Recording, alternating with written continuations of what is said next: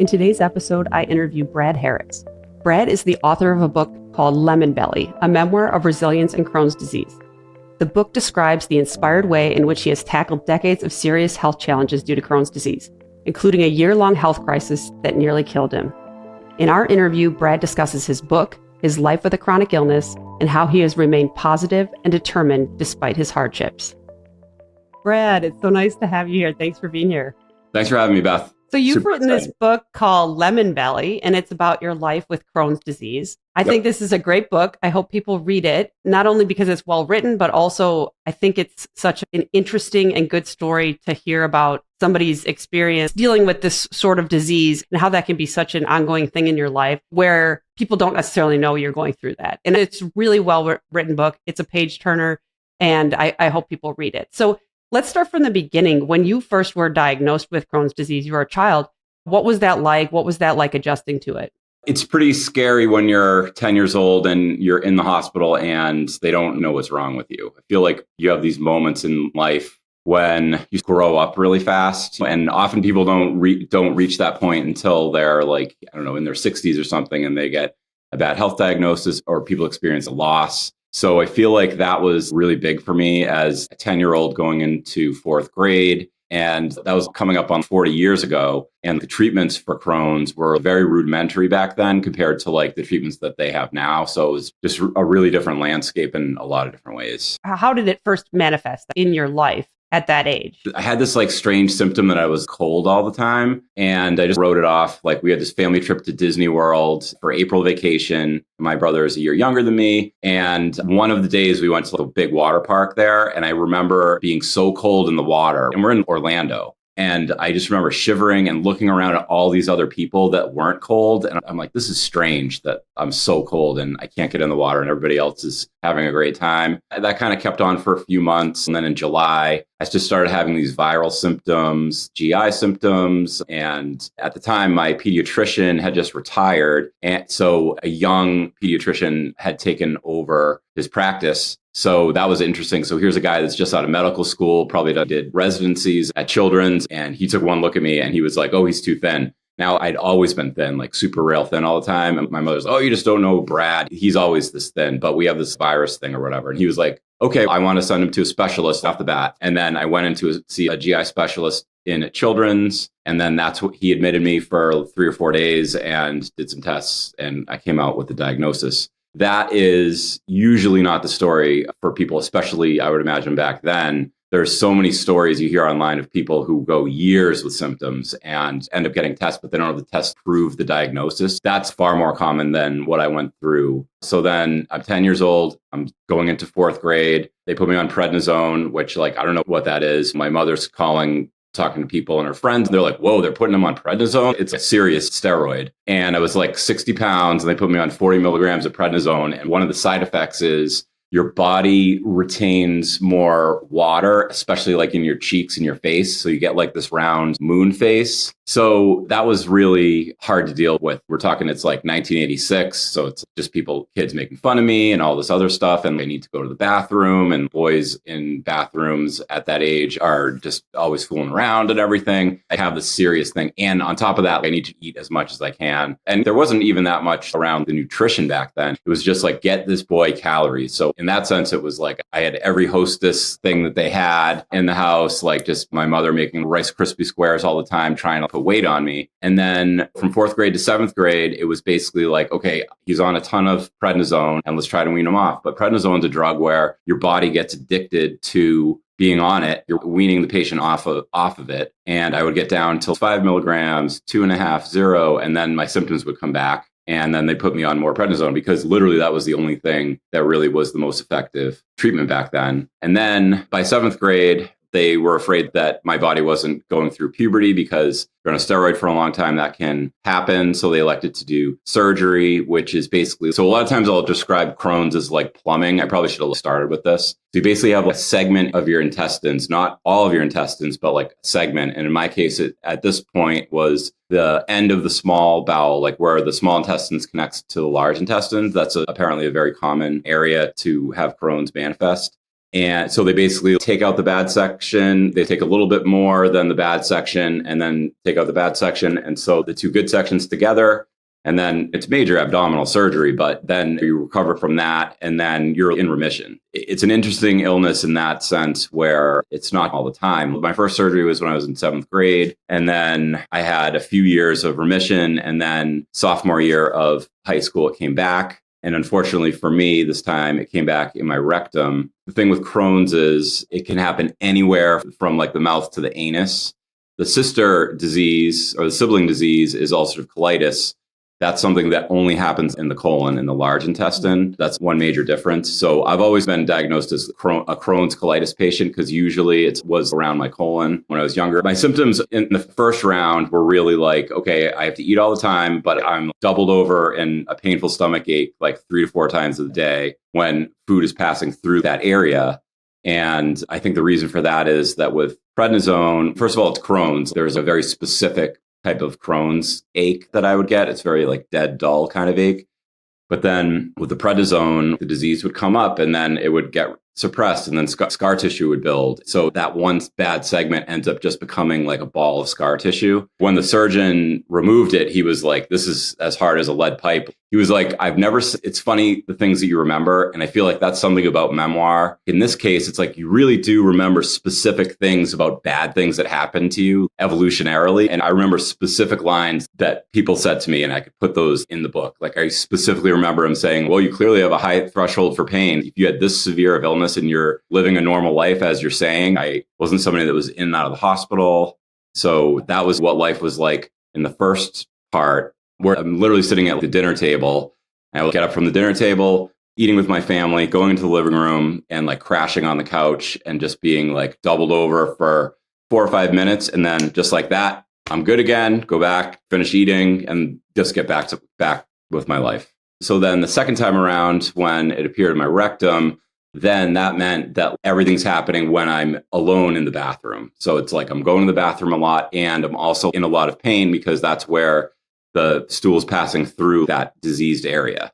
I should also mention that Crohn's is an autoimmune disease. So it's really like the body thinks there's something wrong with that segment of intestine. Is just the same thing as getting hit on the arm and your arm swells up.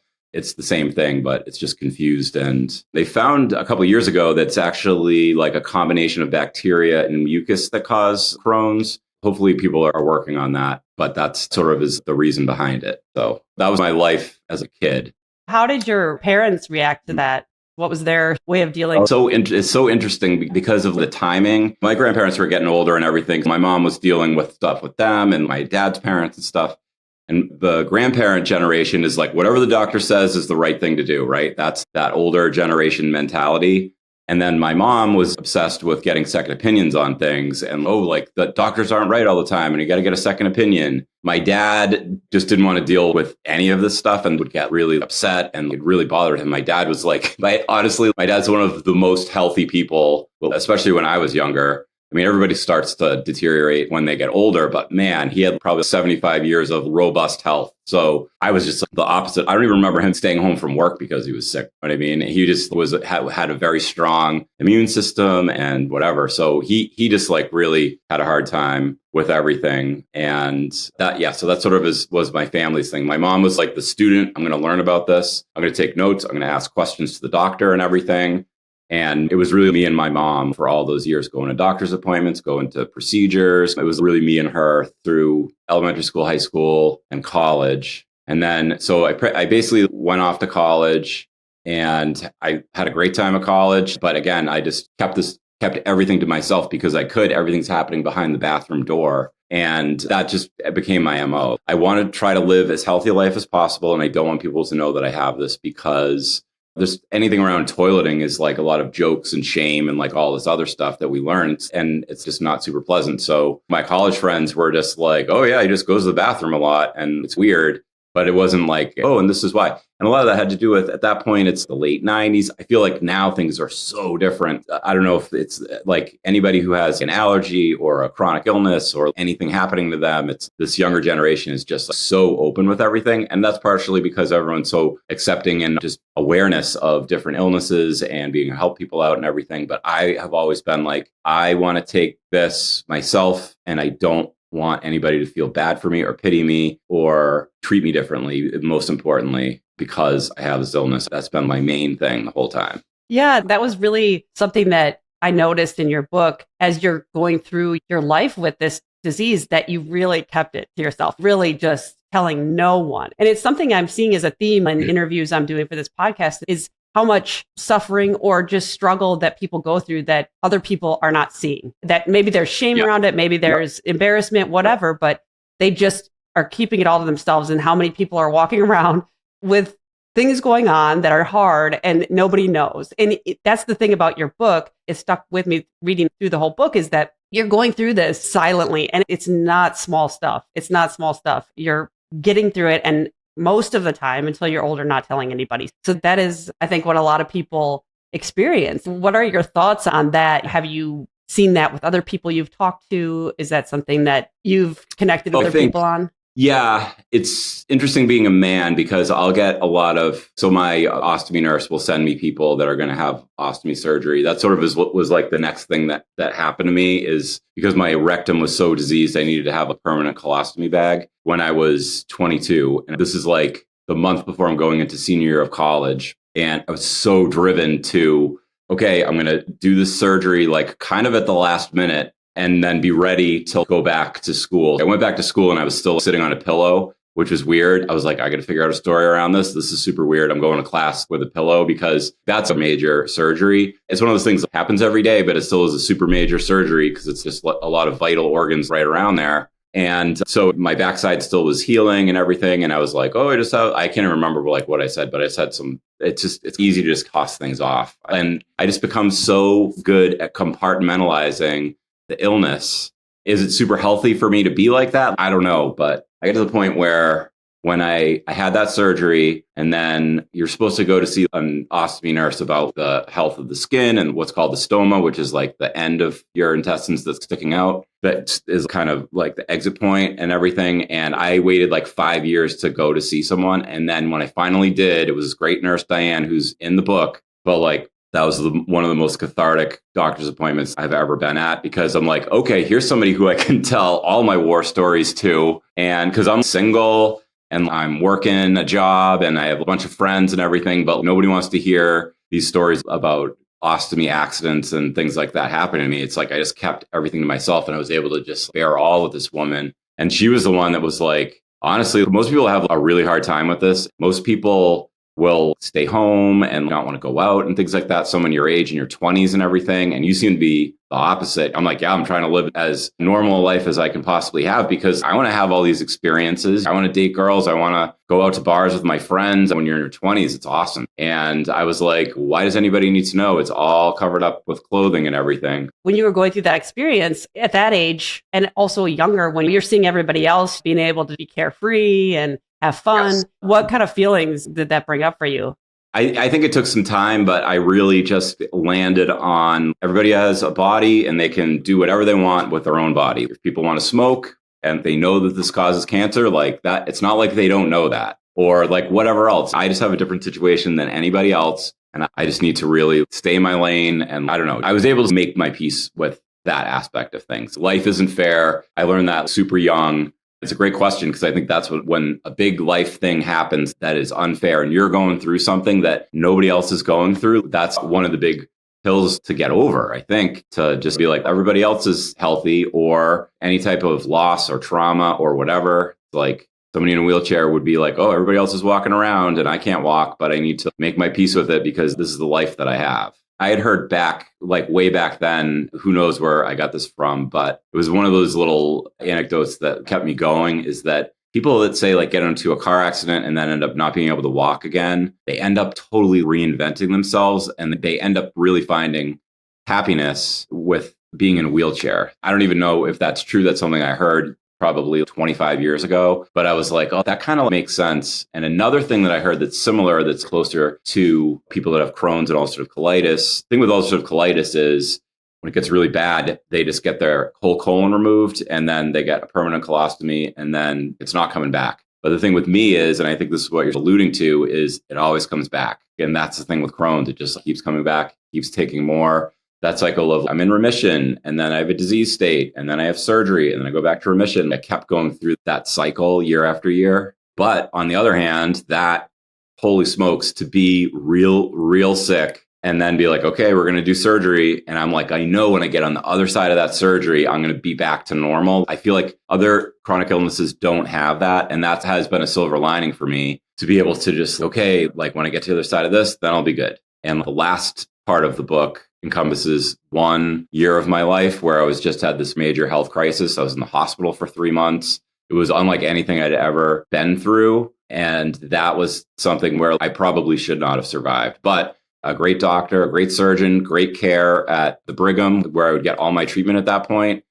And that is coming up on 10 years of having remission from that health crisis.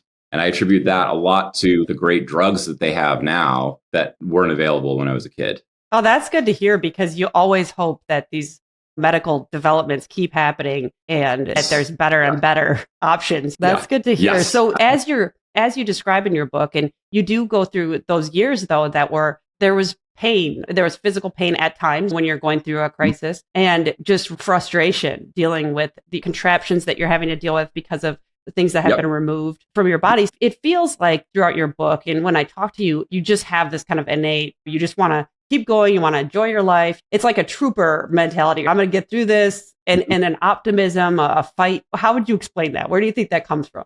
I've always been a diehard optimist. Even I remember as a kid, I would get so excited about stuff. I get so excited about going to Cape Cod with my family and stuff. And I was always just like a glass half full kind of person. And then along the way, I picked up little things, little tools along the way to sort of like always find the positive in whatever's going on. Luckily, I've been wired like that. And actually, one of the things, so after I went through everything, so this story happened after the end of the book. I was on a drug. I started on a drug that is for short bowel syndrome, which is what I end up with at the end. I only have 4 feet of intestines left. And most people have 25 feet of intestines. So that just gives you a sense for how much loss that I've had. So this company that does the drug invited me in to just we're having an R&D meeting. So we like to have a patient come in and get up and talk, because a lot of these people that work at these drug companies and pharma are far removed from the actual patient. It's not like the doctors and nurses that are hands-on. So I give like a TED talk of my book and get a standing ovation at the end of it. And that was one of the early indicators that I'm like, oh, my story is resonating with all these strangers. Who would have thought? And then I do a Q&A, and this physician that works at the company, he stands up and he's, okay, so I have this puzzle that I've had throughout my career. He didn't say what specific diseases or type of doctor that he was, but he was like, I spent my career with patients with a similar illness to you. And what I would find time and time again is I would have a patient with a very mild version of the chronic illness, and their life would be derailed, and their whole life became this illness, and it becomes who they are and everything. And then I would have patients where they would have a severe version of the illness and a lot more symptoms. And these people would find a way to just live a more normal life with the disease. And he's like, clearly you're somebody in that second category. And this is something that I've always wondered about. Can you shed some more light on it? And I'm like, this is the first time that I've done one of these things. And I fumbled through some answer for him. I don't even remember what I said, but I remember driving home from that being like, that doctor said that thing. I'm like, that is a really interesting question. I've never really heard that perspective before. And I feel like that sort of became the thesis statement or something like that for this book. Just to show, don't tell all of the things, because it really isn't something I could answer in a 5-minute answer or something like that. It really has to do with being able to write a 376-page memoir about it. And I'm starting when I'm 9 years old and just like going through everything, because the only way you really understand what I went through is to be like, this happened first, and then this happened, and then this happened. Oh yeah, and then this happened. Oh yeah, and then this is what this guy said to me, and then this happened. And I just remember I had all these stories in my head that I'm walking around and I'm like, oh, remember when that guy said that to me? Or remember when this happened? And you're almost telling yourself the story over and over again. And the craziest thing that I would have never expected in writing this book, because I should say, I'm not a writer. I am a graphic designer, creative director for my job. I've always been artistic. That's a thread that goes through the book as well, just like my career, the types of places I'm working. But I'm not a writer. I read a lot and I really like memoir. And I just have this collection of all these stories that have happened to me. But when I went through that health crisis in 2014, which is the last part of the book, I was like, if I ever write a book, that would be the third act, what happened to me there. And then I found a writing coach and I just started writing story after story, which just became all these chapters that had to do with two things: my life with Crohn's, some type of illness thing, which is in almost every chapter, or me leading a successful life despite having Crohn's. Those are the two qualifiers. So there are not many chapters I wrote that ended up on the cutting room floor. It sounds like you had this book already, it was formulating in your mind and you're walking around with it and then you got it down on the page.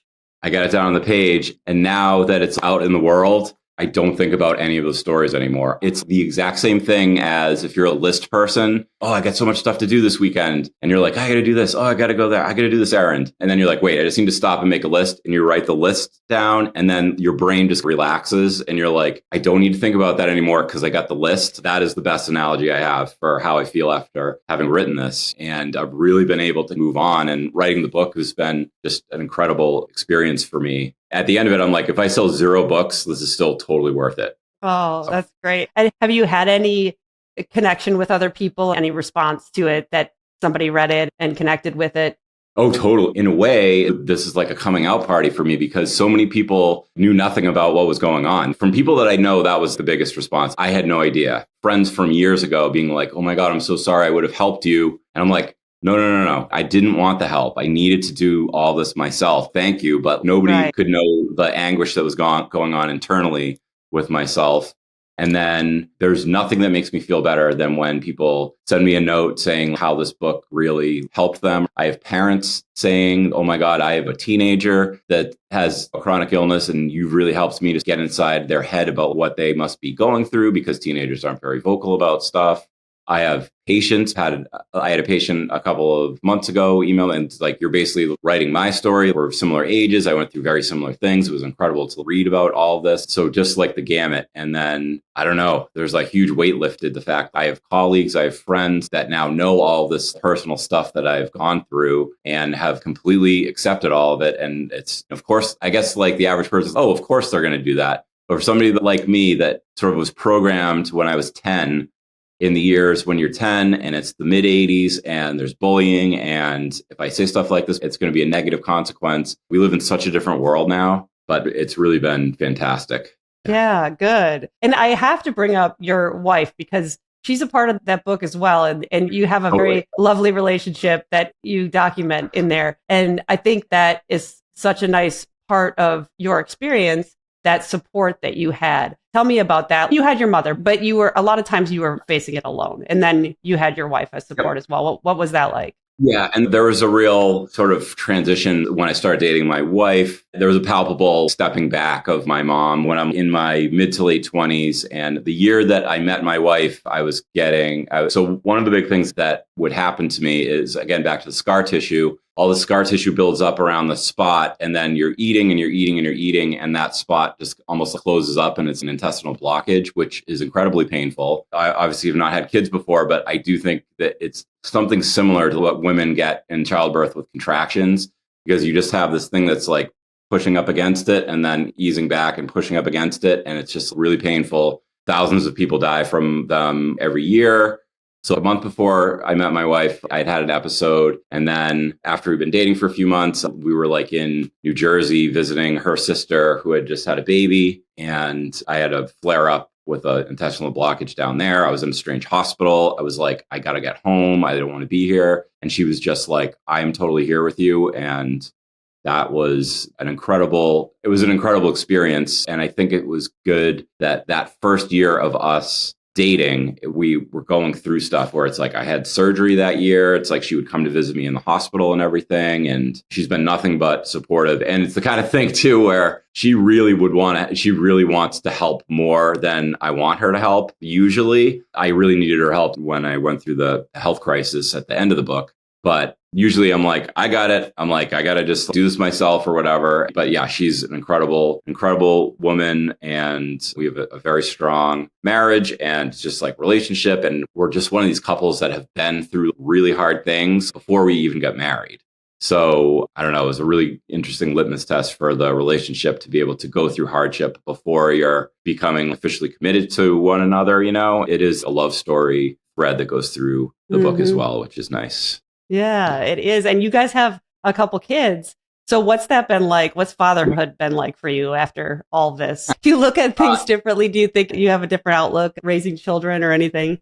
I think when we had our first and you're getting into the parenting thing, which is usually the biggest change any human goes through in their life when you have a baby, I think that she and I were used to dealing with stuff and the baby was just part of it. And I have 2 boys.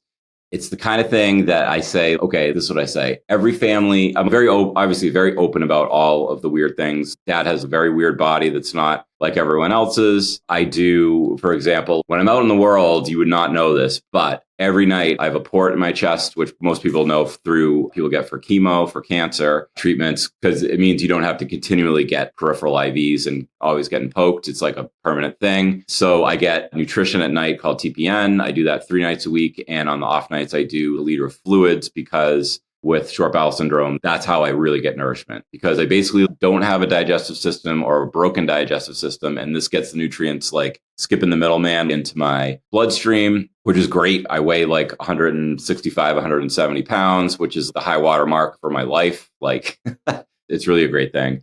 But I have a whole setup. Initially in our bedroom, my wife has a very project manager way of thinking. She set this whole thing up with an IKEA table and I have like saline flushes and all my supplies and all my stuff. It's the kind of thing where it's like I'll hook up at 8:00 at night and then it will run for 10 hours and then I disconnect at like 6 a.m. So I would be like, oh, I'm going to go hook up to my TPN. My kids would be like, Dad, you're going to hook up to your TPN? And they would hang out, sit on the bed, talk to me while I'm doing this stuff, tubing and getting everything going. So the thing that I say though is everybody's family is weird, but you don't know what sort of flavor of weird your family is until you grow up and leave the house and start living with other people. One of my favorite examples of this is my sister-in-law's mother would, when she was growing up, would always recycle paper towels and she would hang them up around the kitchen to dry. Oh, I just use water for that. We'll dry it out and then I'll be able to reuse it. So then she goes off to college and her roommates are like, what are you doing with all these paper towels? You just throw them away.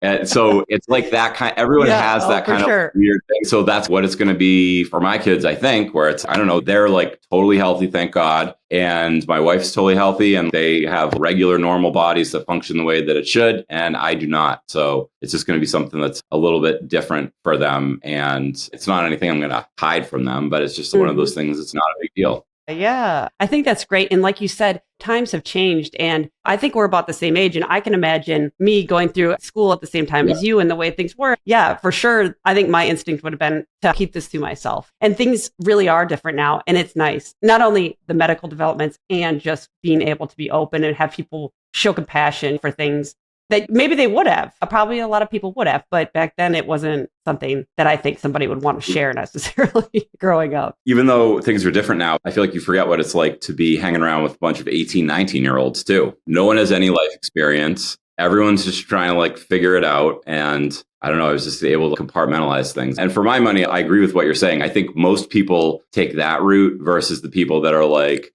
I have Crohn's disease and this is all the problems that I have. Like, I don't want to tell people my problems in general. I think that's how most people are. If you can, if it's a disease that like you can cover up and hide. So the great irony is it's like my whole time with Crohn's and I've been able to hide it.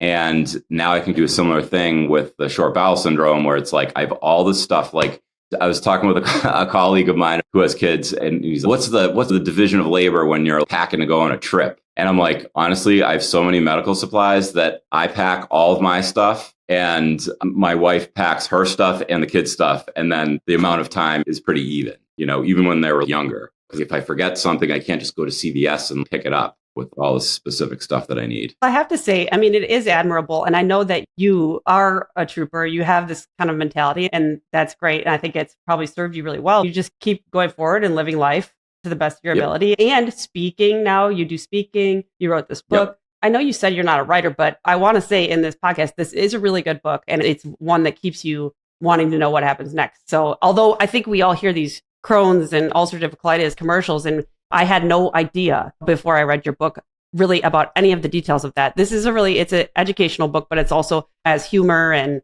lighthearted and a lot of really positive aspects. And it's just a good book. I really wanted to just be like the bear all type of a thing. Like, this is one of the things I would think when I was writing is this is like the non-Wikipedia explanation of what it's like to live with Crohn's. It's like super detailed and everything because it works really well as an awareness book for people that have, that's another category, people that just like reading memoir. And it's, oh my God, now I know when somebody has Crohn's, all the stuff that they might be going through. And that's what I really wanted. And then the other thing that I wanted, so I'm a graphic designer. I work at a marketing agency. So my sort of creative, how I sort of work in my job and in my career is, okay, so the client likes this look. I like this look. Here's this third look. I'm going to take these three different things and combine them to make something new, and it's a win. But with this, I was like, I need to write this book like only I could write it. It's going to be 100% my voice. I'm going to write it like the way that I talk. I think that has to do with the readability of the book. And like you said, I'm super flattered that I feel like the number one thing is that people say the book's a page turner and that it's super informative and it's really well written. And I'm a big analogy person. There's probably a billion analogies in the book, but I think that's how people learn to understand and relate to things. That was my strategy going into it.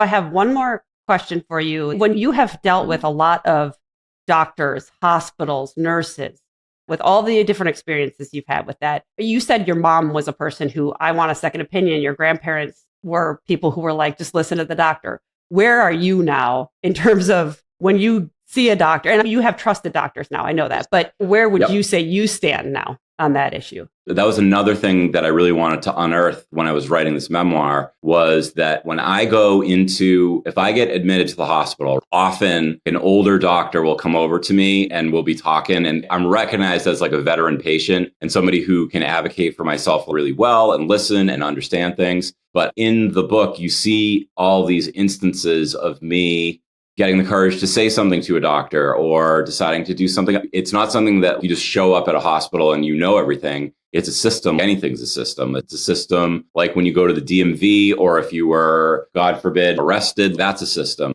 Being in jail and the courts and everything. I have no experience with that. But I have a ton of experience in hospitals and healthcare and what I can say and what I can't say. And for example, no one gets discharged from the hospital on the weekends. If I'm coming up towards the end of the week and I'm like, oh, we got to really try to get out of here on Friday, because I know if I'm not out of here on Friday, I'm here the whole weekend and I'm getting discharged on Monday afternoon. Because all the doctors show up at hospitals are not like 24/7. They're 9 to 5 Monday through Friday. And then there's like a weekend shift. So no one's making any big decisions over the weekend. So that's something, being able to just advocate for myself, being able to say, time out, I don't understand why we're doing this test or whatever. I just am very above board about all that stuff, because as a patient in that situation, my best advice to people, two things. Number one, you're the only person that is responsible for you, and you have to advocate for yourself. If you don't understand something or you don't like something, you can always say no. I've never actually discharged myself from the hospital, though I came really close one time in 2020 when I was in for getting a bloodstream infection on my line. And it was that situation where it was COVID and it was before vaccines and everything. And I was super uncomfortable being in the hospital, and this hospital was going super slow. And I said to the nurse, I said something like,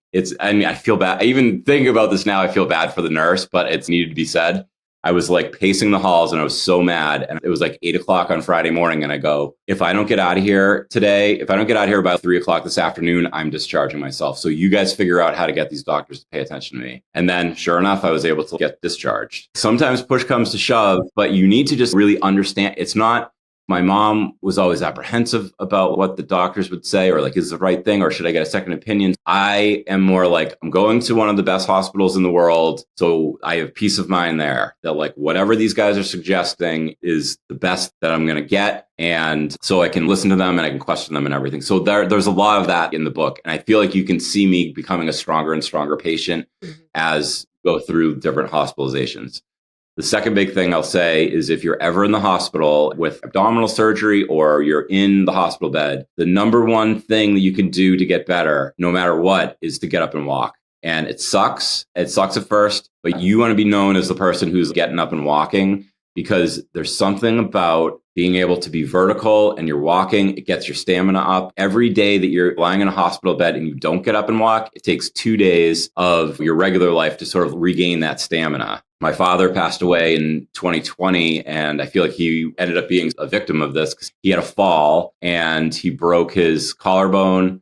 He cracked a rib and he cracked his pelvis. But that pelvis fracture, he was 86, right? That pelvic fracture, it's during COVID. So I couldn't go in there and help him out. People weren't getting him out of bed. And he just went like 1 month, like in the bed. And then that ended up being his demise, because our bodies are not designed to be horizontal. They're designed to be able to get up and move around and everything. That is my number one other thing.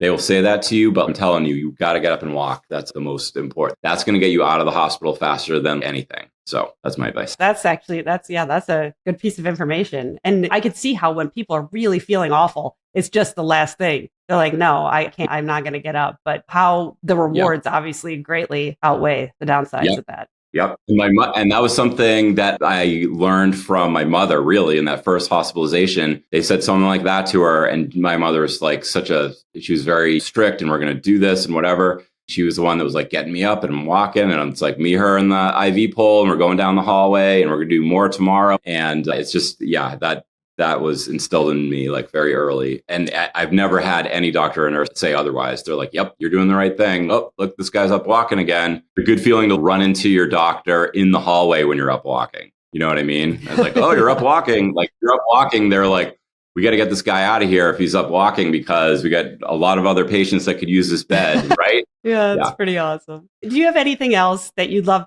to get out there that you'd like to share? Lessons learned, thoughts?